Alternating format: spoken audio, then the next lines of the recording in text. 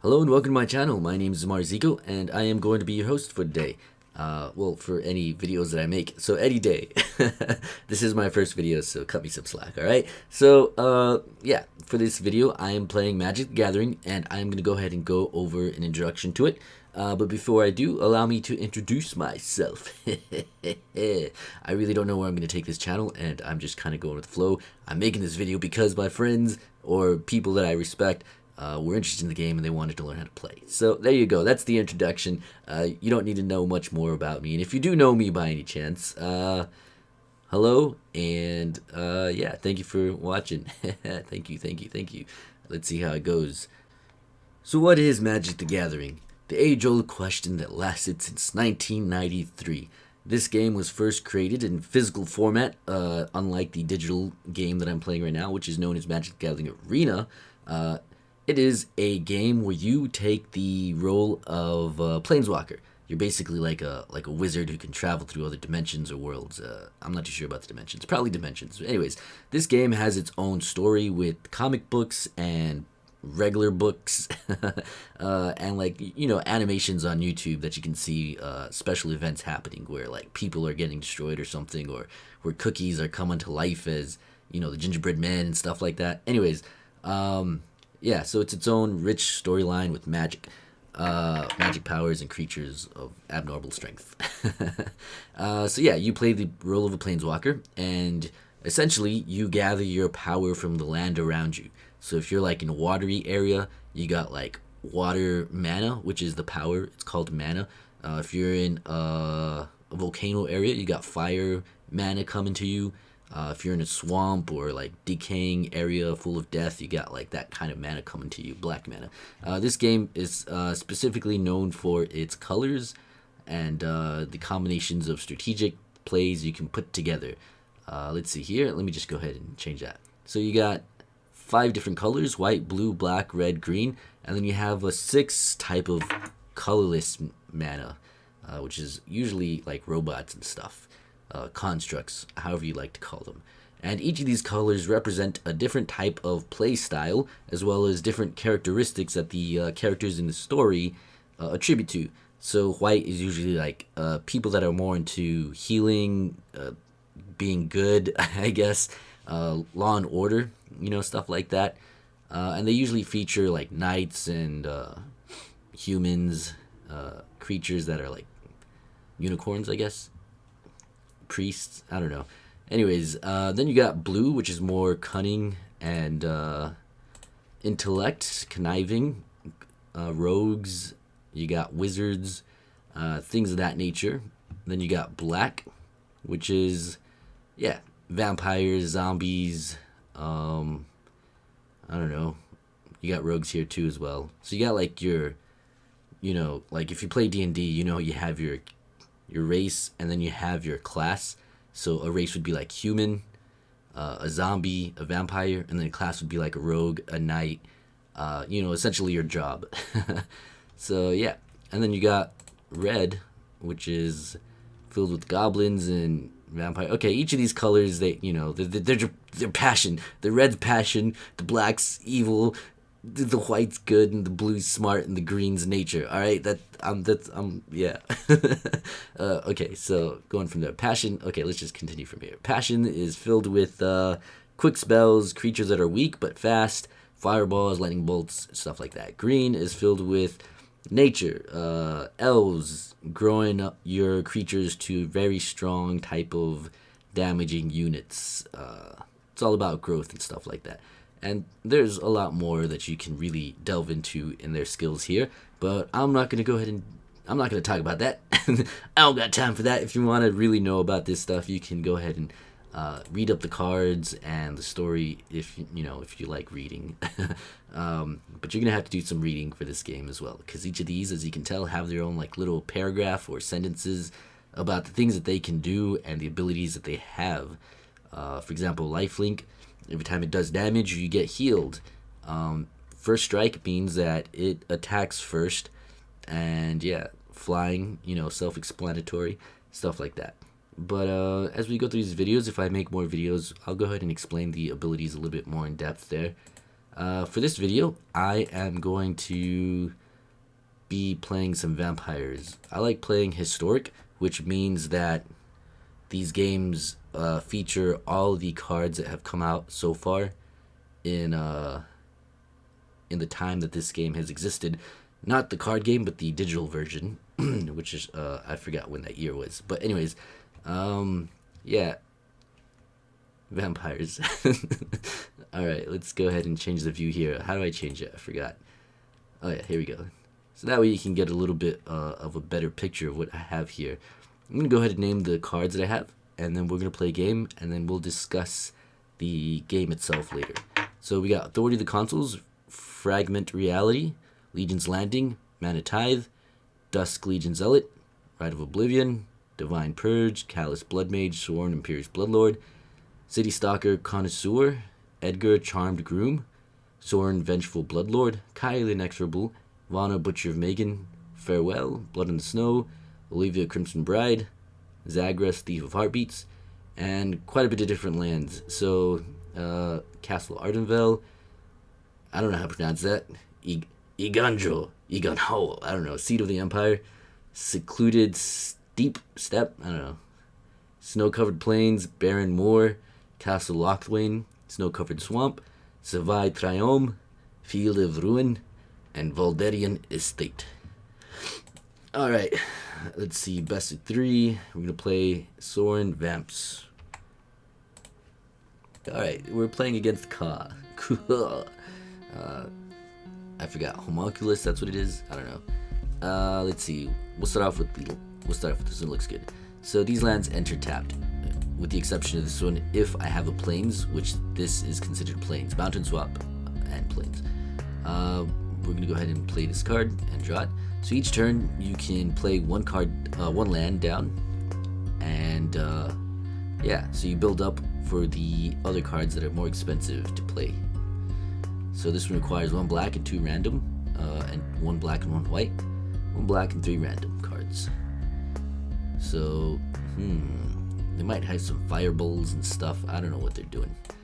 We're gonna go ahead and just bring this out and use his third ability to bring out a creature from my hand onto the battlefield, a vampire creature specifically, which causes, this one specifically causes them to discard a card, and it also creates a blood token, which is considered an artifact. You'll see it pop up right here.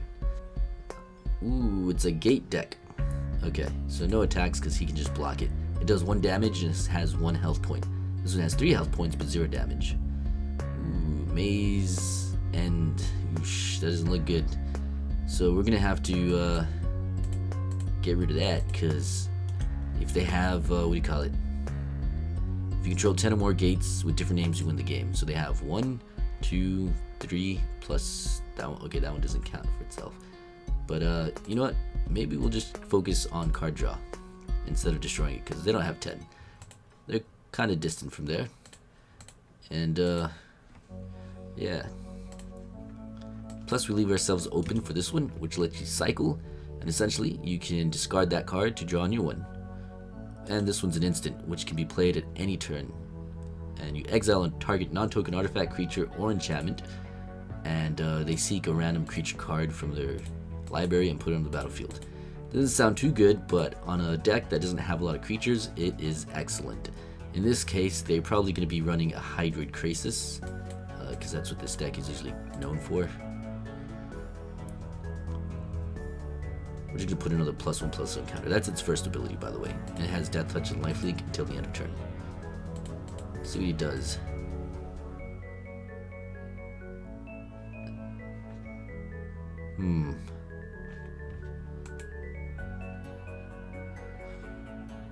I'm gonna hold on to this because I think they want to activate its ability, and I don't know if I could stop it. Oh yeah, it's instantaneously. Dang it. Alright, we're gonna let him play that card again and destroy it. We can. Hopefully. I'm gonna get rid of Divine Purge by sacrificing this artifact to draw a card. But not before I destroy that, because I don't like that he's ramping up. He probably has another one. We're gonna, if he does, it's not looking too good.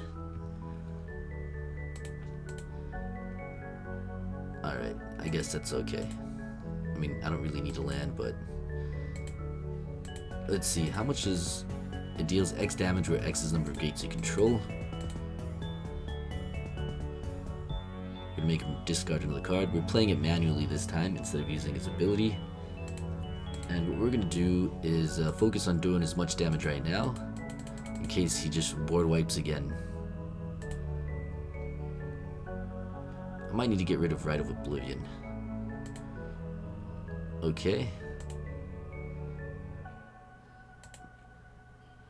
I'm gonna keep Rite of Oblivion for now, because instead of sacrificing to draw a card, I'm gonna sacrifice it to use this spell. And exile that block. 5, 6, 7, 8, 9, 10, 11. Actually, this might be game if they don't have anything to deal with this. Okay, they do.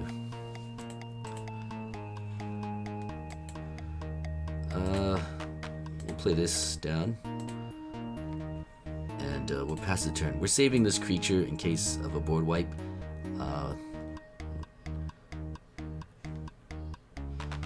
Okay, let's see what they have.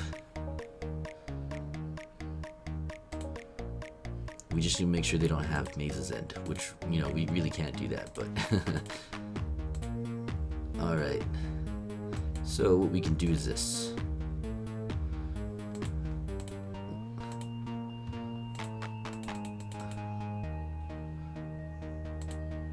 And, we're going to sacrifice it. So basically what happens is... come on, move. This Planeswalker puts a counter on a creature, and when it dies, it returns to my hand and it creates a spirit token. Since they only have 1 health left, they need to kill it. And so if they did have another one of that board wipe things, they're gonna have to use it on this one creature. But they know I have a vampire in my hand. Ooh, they don't have another board wipe. It's not gonna save them though, because I can still sacrifice a vampire and its second ability to deal 3 damage to any target.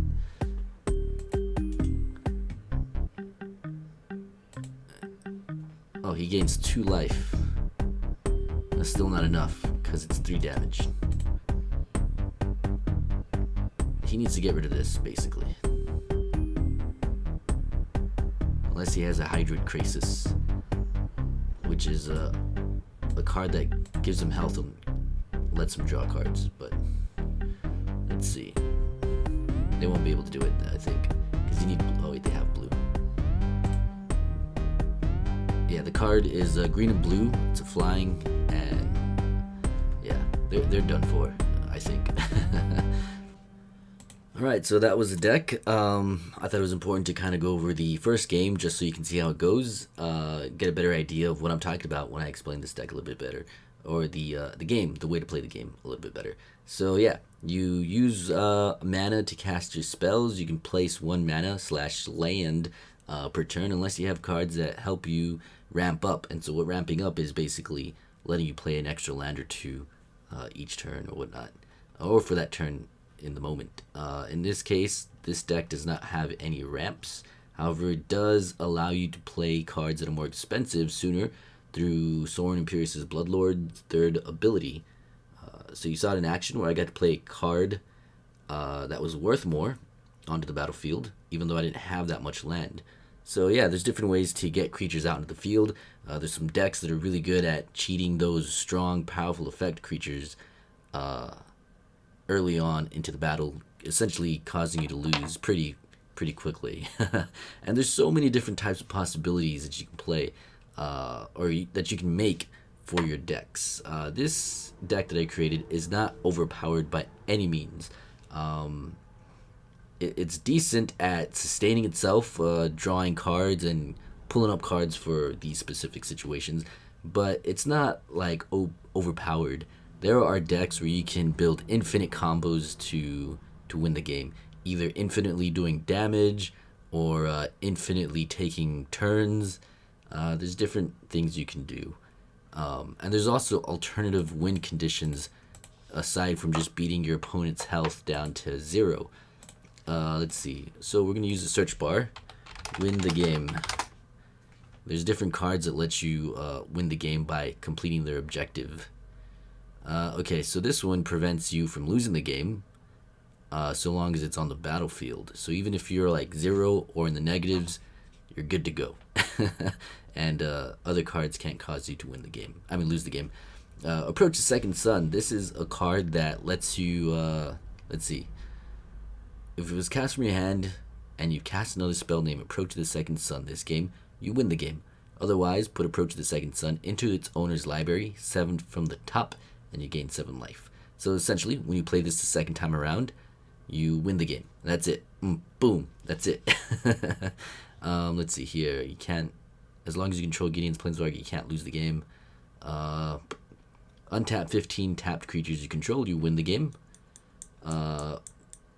Let's see. When happily ever after enters the battlefield, each player gains 5 life and draws a card. At the beginning of your upkeep, if there are 5 colors among permanents you control, there are 6 or more card types among permanents you control and or cards in your graveyard, and your life total is greater than or equal to your starting life total, you win the game. Yeah, that seems like a lot to fulfill. I don't see people playing this card, actually. This one, you can't lose a game so long as this is, let's see. Exile Book of Xalta Deeds, put in a light encounter on target angel.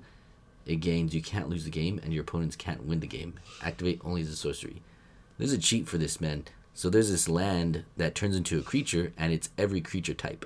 So they exile this card, places that enlightened counter on the land, and then once it turns back into a land, you can't really target it with spells because most spells are designed for targeting creatures, enchantments, artifacts, or planeswalkers. Not a lot to destroy lands except other lands and like a few spells like red, which is good at destroying lands in particular. So it's a good way to kind of keep yourself in the game. Let's see here. You have no maximum hand size at the beginning of your upkeep. If you have exactly 13 cards in your hand, you win the game. This one, if you would draw a card while your library has no cards in it, you win the game instead. So some people design decks where they mill themselves out, bust out Jace, Wielder of Mysteries, and then once they have to draw their next card, when they have no cards, they win the game. So yeah, there's different ways to build it. And these are just some of them. This one, I believe you have to have 10 or more treasures to win the game at the start, at the beginning of your upkeep. And let's see, this one it has to have 20 counters on it to win the game. This one has to have 20 or more as well. Maze's End, if you control 10 or more gates, you win the game after using this ability. Yeah, so there's just multiple ways. I think you have to control, let's see, 4 more demons, you win the game. So yeah, you can essentially build a deck around these cards to help you achieve the requirements to win the game alternatively. So yeah, those are some examples there. So, I guess, to reiterate, each color has their own special abilities, tactics that you can mix and match together with other colors to make up your own strategy. Keep in mind each of these colors also have like a general weakness. Yeah, I don't know, man. I've played so many decks and people are so good at covering the weaknesses, I can't really say for sure. Like white is usually, I guess if you're lower than like 20 health, it's not that great. I mean, it's good, it's decent, but they're good at healing. But most of their cards get powered up once you're above a certain amount of health. And if you can keep them below that health, their cards aren't as strong. Some cards. Yeah. So many combinations. I can't really speak generally about any of these colors and any of the color combinations. Let's see here. But if you have any questions or concerns or comments, you can leave them down the comment section below. Let me know what you liked, what you didn't like. If you have any kind of constructive criticism, I will read that and see what I can do, what I can improve on for the next video. Or if maybe you have some suggestions on the type of decks you want me to play or see me play, let me know that as well. You can offer, I don't know, you can be general or you can be specific. I don't really care. I'm gonna run out of ideas sooner or later. I do have a couple of decks that have preset in the background with different kind of concepts in mind. We'll go over a couple of them. So time control, it's infinitely taking turns. It's kind of hard to achieve. Nope, there's a lot of enchantments and stuff that prevent people from playing cards from their hand. Exiling stuff, this one's kind of experimental. I don't know how to explain that one. Destroy all blue, DA blue. Basically, you're destroying everything with cards like, let's see, Devastating Mastery, Our Revelations. I mean, we don't have to get too much in the specifics of any of these decks, but I guess just a general idea. Anti-targeting, so basically when they target you, they take damage. That's what this deck's about.